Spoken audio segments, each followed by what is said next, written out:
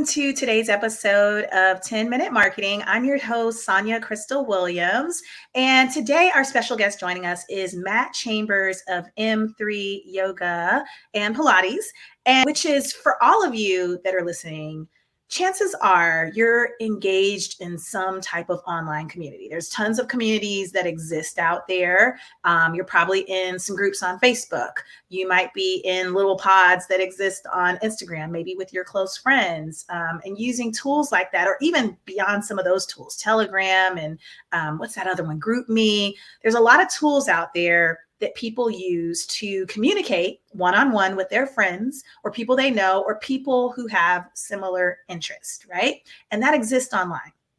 But the reason I brought Matt today is because Matt has been growing a community, and that community has grown in person, but it's been through different online ways that he's been able to facilitate the growth of that community. And that is a community of people who enjoy yoga and hot Pilates, which I am a part of that community, I'm proud to say. So thanks for being here, Matt. Yeah, thanks for having me. And I'm excited to talk about communities in person and digitally. So let's back up a little bit, because you and your partner, Nick, have a yoga studio. And how long have you all had that yoga studio? Yeah, that's a great question. So we've had we had one that started in Athens, Georgia. And so we started that one. It actually started with Nick in April of 2017. Okay. So math is not my thing, marketing is. And so however many years that is. But it started small as like a small private studio. We were doing private classes and lessons. And then in August of 2017, it became public. And so that's where I kind of came in to bring some of like the marketing background and work there. And so really it's been since then, and we've been in Atlanta now for a year. And so, we have both of them. It's great. Yeah. So 2 studio locations, one in Athens, one in Atlanta. So you have a marketing background. Tell us a little bit more about that marketing background and how you were able to bridge that into using it to really launch the studio. Yeah, for sure. Yeah. So I went to school for journalism and advertising, went through journalism, got burnt out, was done. And so I switched over to marketing, specifically at the University of Georgia in their marketing department. So marketing the school and its kind of brand. And I was a marketing project manager there. So just touching every aspect of marketing, like getting the creative to talk to the writers, to talk to the photographers, to talk to, strategists and everything. And so like just really helping set everything in motion.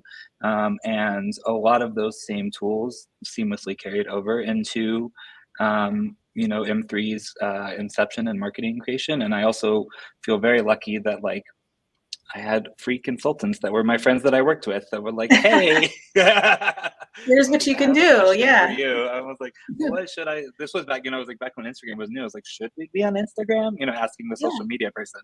And they're like, of course. And I was like, oh, okay, cool. And so it was. So it pays everyone to have friends in marketing in high places. Right. Yes. Right. Step 1, work in a marketing business. Step 2, open a business. Free advice. It was great.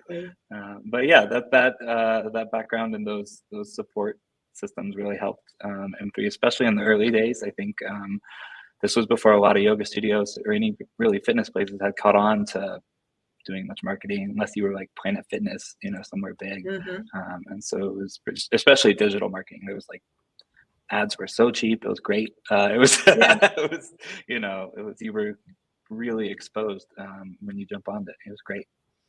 Wow. So that's actually a good question. Ads. Do you all still run ads today, or do you think the community grows more word of mouth?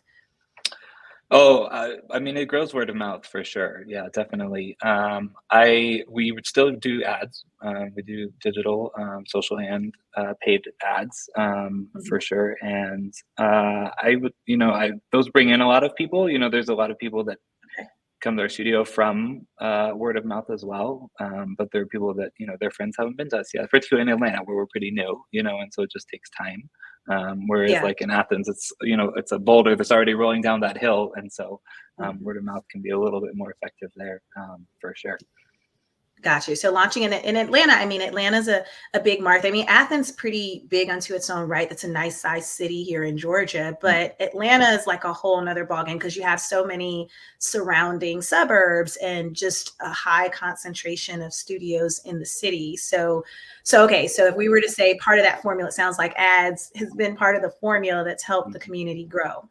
Once you get people into the studio, how are you using these other tools like Instagram and YouTube to really just help your community thrive? Or do you still even attract new people off of the things that you put out through those networks? Organically. Yeah, for sure. Yeah. Yeah, totally. Yeah. I think, I think the social, aspect is really good for attracting new clients. I think it's really good for building that community and also like retaining your clients. Like I think that's a lot of what it helps with for us. Obviously, we get in front of new faces and get new follows and that, that's all great and everything, but also like keeping our students engaged and like keeping them, on the loop of like, this is going to be coming up. So here's all our events. Here's a little cute little video about it. And, like, here's some story posts that are like graphics that we post very often. These are important things to know about our studio. So we post them, a few times a week. And, and so, yeah, I think those things can be very helpful. I think, repetition is always great. So like using those stories and just like repeating them over and over and over, like they're going to know it and it'll be great. Yeah. And so I think it's been great once they're in the studio. Those become really good retention tools. I think also our email efforts are really good along with text. We do some auto text campaigns that reach out to people. And so, I check in. I check in with them, after the first class. There's an auto text that goes out and just, how was your first class? Tell me about it. Yeah. And so those like personal touches, feel real. And there's like a whole pipeline that they go through in the studio. And it's all good stuff, all good information. Yeah. So were you just behind the scenes, like just building out this whole system of like, when this happens, they go here. When this happens, they go there. I mean, let me ask you a question though. For business owners, let's just say people who own a brick and mortar facility, could be in the fitness industry, it could be a hair salon, anything like that. Do you think that system is something that takes a lot of time to build out? And is it expensive? Just generally speaking, without you throwing out the exact figure, but is it expensive or is it something that, hey, as a growing or starting up business, this is something that can be executed? Yeah, that's a great question because I had that question myself back in 2018. I was like, this seems like a lot of money and work and effort to do.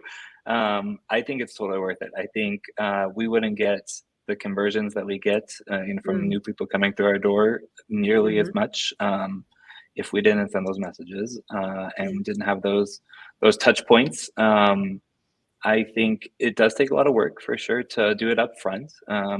And then the maintaining, it's not bad. So when you get you'll get the perfect lead when someone replies back. So that like interaction there, that person is ready and willing and engaged. And so it does take a lot of work to set up for sure. And it, I go in and tweak the messages once or twice a year, just seeing on how they're doing, or if we change language, that we use or add a class or something. But for the most part, once you set them in place, I mean, it's pretty hands off, it kind of runs on its own and definitely is worth, its weight in gold for sure. Okay. So the investment of time is really upfront. I mean, you still got to tweak things and do maintenance, but it was you really investing a lot of that time in the beginning to set the systems up. But really, it saved me more time, I think, because like this prevents me from having to call every person, a few times to check in with them. It's just an automated thing. I don't have to worry about like who have I emailed, who haven't I emailed. Like I think over time, it ends up saving you way more time for sure, especially like the volume that we do. It just makes more sense that way. Absolutely. And then my next question was like, do you, Matt, do all of this from the content creation of social media? Like, are you a one-man show doing it all on your own?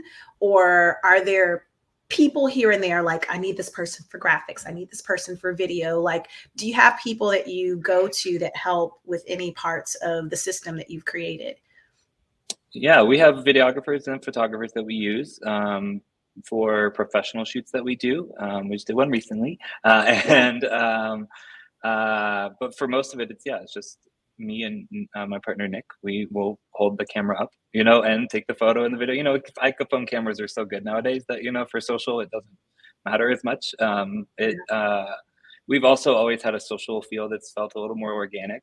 Like that's just kind of our social media brand. It's a little bit organic. Like it's not Like not real. gonna be Yeah. it's not Doesn't gonna be feel super staged. polished. It's like real. Yeah, it's real and it's from the heart. Everything we post is pretty much from the heart that we're writing. And so it's just us, just a small little shop. Yeah. Yeah. But you've been able to do something really big and amazing. So that's huge.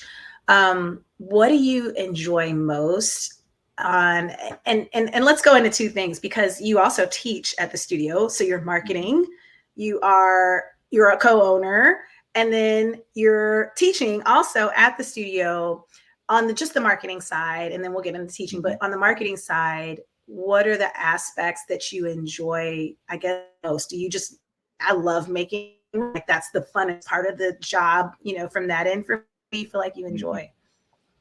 Yeah, I really enjoy planning events and creating the graphics and messaging around those. I also really enjoy the communication that happens in our marketing, because it is such a pipeline, and it's like, hey, how are you doing? Like, tell me about your class. How's it going? Like, the students reply back, and that's really cool to have I've never met them, but I'm having a conversation with them as hey, I'm glad you super stretch. That's wonderful. I think that's a really cool component. And I think that kind of makes it feel like that community, even when you're walking, you're walking into a community, obviously, but then also virtually we're right there with you of hey, we're still going to check in on you. How's it going? Kind of making people feel seen. I really enjoy that. Yeah, which I think is really huge. And especially that's one of the reasons why people come into a yoga community and wanting to feel like they're a part of something and they're around similar, kind of people. So that makes a lot of sense. And then on the teaching side, what do you teach at the yoga studio? Yeah, I teach Inferno Hot Pilates and Inferno Power Pilates, which is a lot of fun. It's a high intensity, low impact workout class using Pilates principles. One of them uses weights and one of them is all body weight. And it's lasers on the wall, good lights and music, and we're pumping you up and getting you going. It's a lot of fun. Yeah. So spoiler alert, everybody, I teach Inferno Hot Pilates at Matt's studio. We met online actually, which is funny, and then met in person. But that's fun because it's such a disconnect from being in front of a computer and being at a desk and getting away from marketing sometimes and just doing something different, especially physically with your body. So I love it. And I thank you. And I love the studio. Oh, I'm glad. I love having you at the studio, and I love teaching as well. I mean, I think it gives me a reason, it reminds me on those hard days where marketing, I'm going through the slog or whatever, and anything business, but going to the class and seeing the students grow and get stronger. I'm sure you feel the same. It's so inspiring. Why we do it. I love it. Yeah, it's like my why, find your why or whatever. Exactly. Yeah. Very cool. Okay. So a couple of quick questions as we start to wrap up. One is, there's a lot of fitness content that exists on Instagram and YouTube. Do you feel like, or do you ever find yourself asking, how do we make ourselves a little different, or how do we stand out, or how do we make sure our content is connecting with the right people? And if so, how do you do that? Yeah. I mean, yes, we ask ourselves, how can we stand out? I don't think I'm ever, it's nice in a way being a local business and a small local business in two cities, but small local business where I'm not going to try and capture the US audience attention. So it kind of helps me focus a little bit on I just want to hit Atlanta and Athens and do it well. Our strategy has always been to be real and authentic and engaging in that capacity, and to showcase the community, because there is a lot of you can go watch thousands of millions of hours of YouTube of yoga and Pilates classes, and but you can't watch a class on community, so our marketing is going to lean into that community factor, and that's going to be a lot of what we try to sow on social media, and so that's kind of where we differentiate, because you can find out what yoga and Pilates is a lot of the time, and you're also not going to go to Instagram to find that out, really, and so Yep. but you are going to find out, like, what is the vibe of this studio. Like, I want to know what this is going to feel like if I walk through this door. And so, like, that's what we try to share. Yeah, I love that. Would you have imagined, let's just say even 10 years ago, that you would be running a yoga studio where you are today? No, not even close. I hadn't done yoga. I still don't do too much yoga. It's Okay. wild. Yeah, I never would have imagined. It was Nick and I meeting, and then the rest was history from there. I think I might have gone down a business route maybe one day. I don't know. That's kind of been something, like, my father did that, and so that's kind of a little bit, in my mind. But it was never anything to, like, certainly open a fitness or yoga studio. Yeah. Okay. I wondered about that. I was like, I wonder that for Yeah, I don't think either of us really planned it. It just kind of happened. Yeah, it just It happened. was just kind of magical. Yeah, and I've just always gone with the flow. I went from journalism to advertising really easily, and like, that's just always gone where the water has taken me in that regard. Yeah. And it took me to a yoga studio. I kept my Okay. marketing job for a long time, while the business was growing, and then left. But yeah, I was doing both for a while. Yeah. But Yeah. you've been able to gracefully, or maybe gracefully, we all run businesses, so maybe it's not always graceful, but you make it look graceful in having that transition from one to the next. So that's awesome. How can people find you or learn more about the studio? And for people, even though Atlanta is where, like, technically your face-to-face community is, are there ways that people can engage if they're not in Atlanta? Yeah, for sure. So any of our social media, our website's our m3yoga.com is the website. Social media, Athens is M3 Athens, Atlanta's M3 Atlanta, pretty simple. I'm on Instagram, and not really much, but it's Wheat Bread Candy. That's my very catchy title. Wait, so pause, because I have a question about that I've never asked you.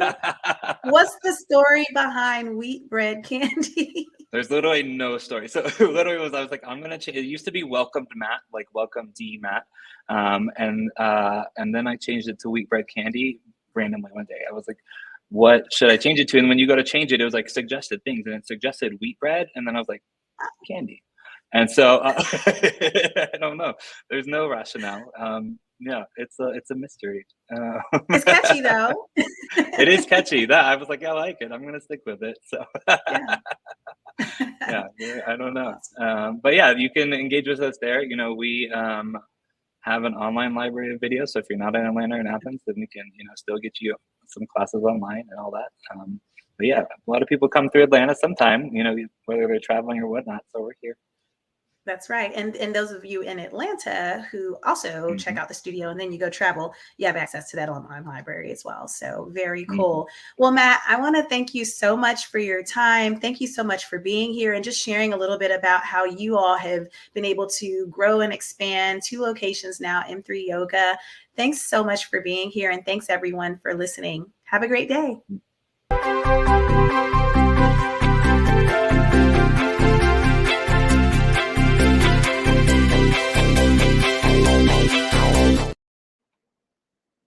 Yay, thank you. Sweet. Of course. Okay. Of course. Yeah.